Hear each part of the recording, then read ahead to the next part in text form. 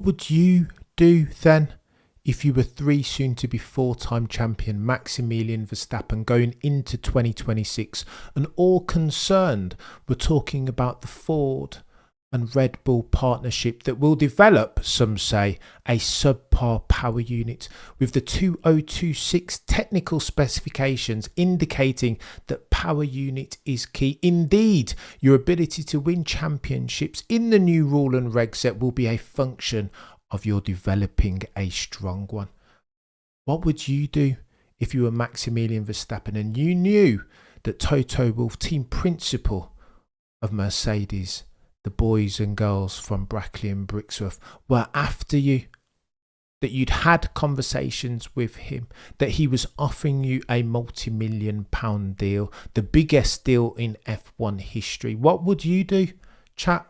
I am keen, because this is all in tow now. Bernie Collins on the Sky Sports F1 podcast alluded to this, that she's heard, like all of us have at this stage, that the Red Bull power unit in conjunction with Ford hasn't got anything on what Mercedes and Ferrari are developing. This is chaos, and more to the point, the legend that is Ted Kravitz said something really important here. For context, table setting.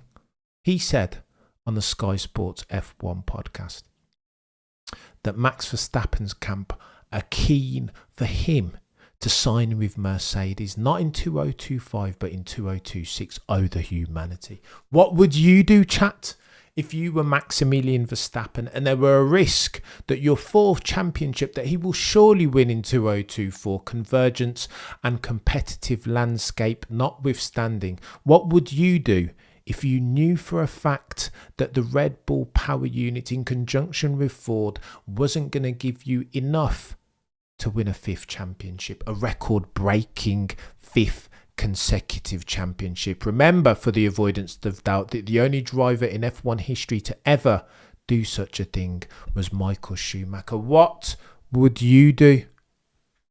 Because I think Maximilian Verstappen, being the god-tier F1 racing mind that he is, I think he'll be thinking about this in real time. This is something that he'll have to consider. And Ted Kravitz made another point on the Sky Sports F1 podcast. And for the avoidance of doubt, as I report these things, listen, all F1 journos are created equally, but some more equal than others. Ted Kravitz is god tier, never a million miles away from the truth, since he spends so much time in and around the F1 insiders. He is at the paddock more than he is at home in London, is he not?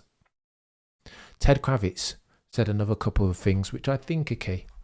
That Toto Wolff could be leveraging the debut of one Andrea Kimi Antonelli to encourage Maximilian Verstappen, because he has two people in seats already, does he not? Andrea Kimi Antonelli, in all likelihood, we will see him in an F1 car in 2024. They're preparing him as the next Max Verstappen, as the next Sir Lewis Hamilton, as the next Ayrton Senna, to debut in that Mercedes car as soon as 2025. He might overtake, supersede even one Logan Sargent in 2024. Remember that the FIA have given that chap special dispensation even to compete in Formula 1, notwithstanding the Max Verstappen rule that means that if you are 17 or younger, you cannot drive an F1 car. Andrea Kimi Antonelli still, as at June 2024, is 17 years old. The rumour initially was that we could see him as soon as Monza race weekend. On that weekend, he will turn 18 and he will be eligible to get a driver's licence in his home nation of Italy. The FIA said, sack that off, mate. Andrea Kimi Antonelli, there is views in you. People will watch. There are numbers.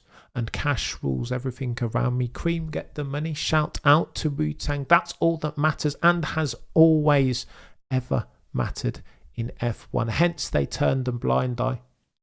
Carlos Herta, sack him off. Palo, whatever. We'll give him Andrea Kimi Antonelli, he will get special dispensation. We'll do one of these, said the FIA, as they do, consistently inconsistent. But I say all of that to say this. Toto Wolff, in his negotiation with Max Verstappen, obviously he will be the pole sitter for the remaining seat in that Mercedes, but he can't take forever. This isn't an infinite timeline that he has to make his decisions, because beware, Maximilian Verstappen, Toto Wolff will be saying, we have George and we have Andrea Kimi Antonelli if indeed you choose to stay at the Bulls that are red. Oh, the humanity.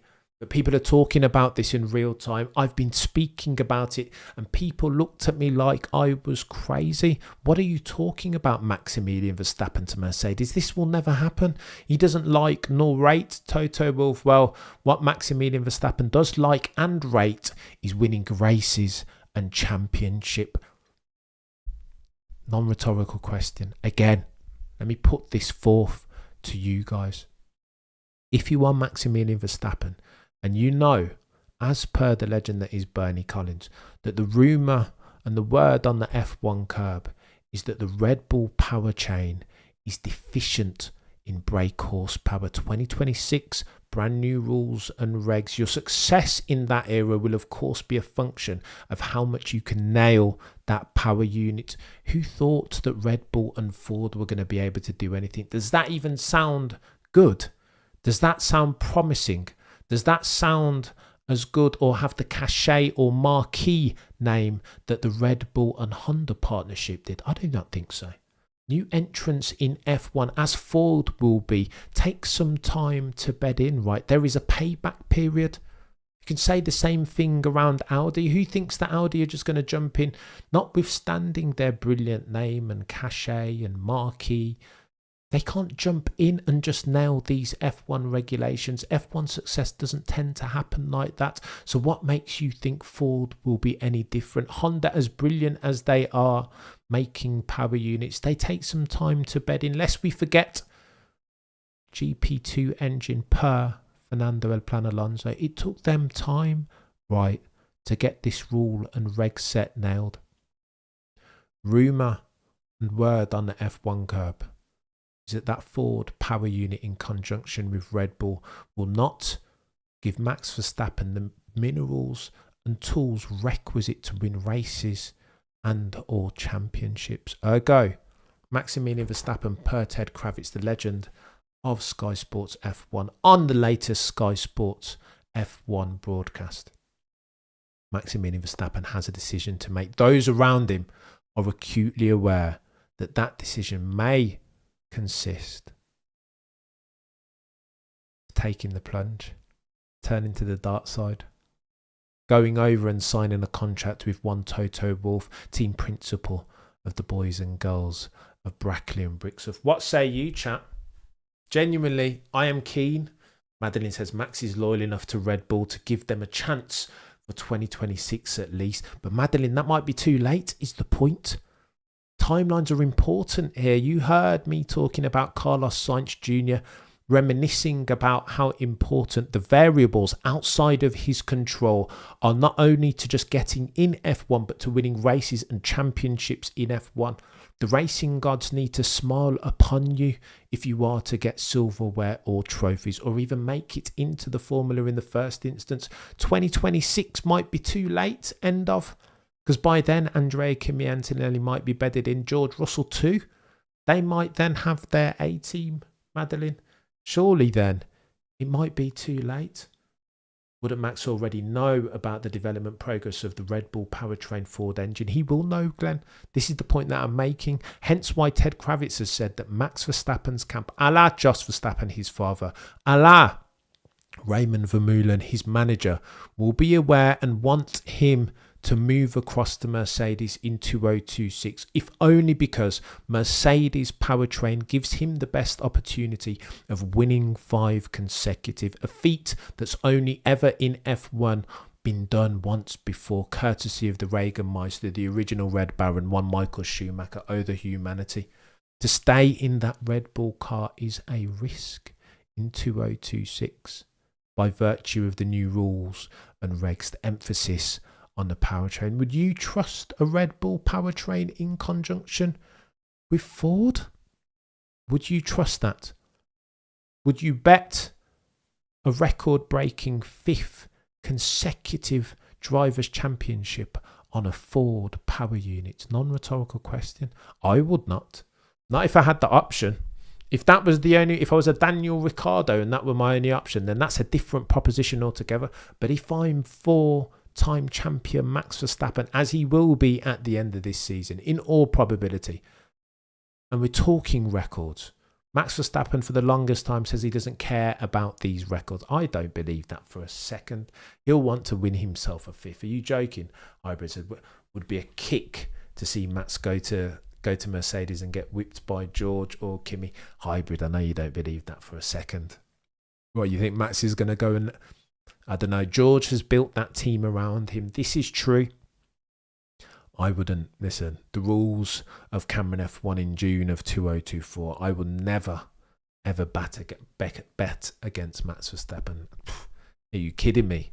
Based upon what, listen, the trend is your friend until there's a bend, right? He won't continue winning forever, but on current form, are you having a joke? I was reading something about Max Verstappen. Do you remember that time when he was he was on the formation lap and it was raining and changeable conditions, and owing to the feel of the car, when they were paused, not even the formation lap, the lap that they take from the pit lane to the grid before the formation lap, and based upon the feel during that lap, he was like, you know, I just changed the top. Mate, he's not bad. Steve says, Matt's to go to Mercedes in 2026 to get 10. Oh my gosh. Steve, it could be it. Can you imagine? I tell you, this is the chaos in all this. Lewis leaves Mercedes to go to Ferrari, and Ferrari build another SH1T box. Max leaves Red Bull to go to Mercedes, who have nailed the power unit and the new regulations, and goes on to win another 5 championships or whatever in the team that Lewis Hamilton beat. What are we saying? Oh, the humanity.